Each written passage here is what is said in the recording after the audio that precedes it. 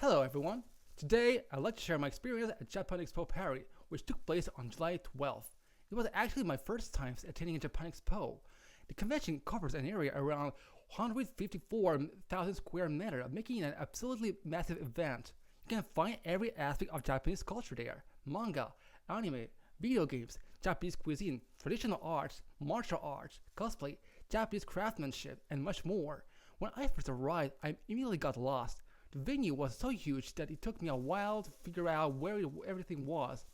As I kept exploring, I gradually found my way around and eventually reached the Ichigo stage where Kyary Pamyu was scheduled to perform. Seeing it live was the main reason I came to Japan Expo.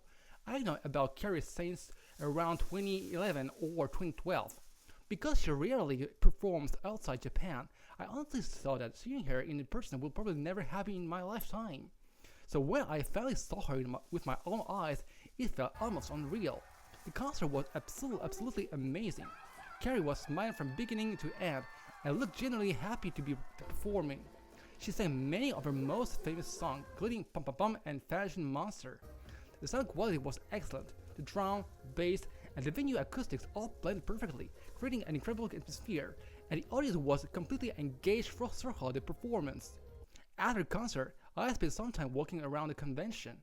I considered buying a manga in Japanese, but I couldn't find one that really caught my attention, so I ended up not buying anything. Next, I headed to the meet and greet area. I was surprised to discover that it was located in a quiet space away from the noise of the convention.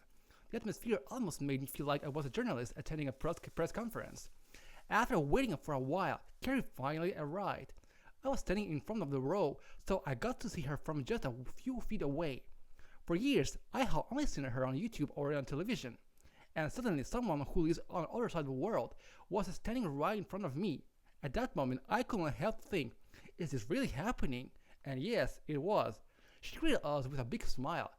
There were about 30 of us. She told us that she had really enjoyed performing in France, that she loved her French fans, and that she traveled to Paris with her daughter. It had been a long journey from Japan, but she was happy that her daughter had the opportunity to see her perform in Paris. Then I had the chance to ask her a question in Japanese. I asked, when I was younger, you were the first Japanese artist I ever became a fan of. Your music inspired me to become interested in Japan, Japanese pop culture, and everything. Eventually started learning Japanese. Thank you very much. Today, I also listen to many other Japanese artists such as Baby Metal, Bandmate, and Daoko.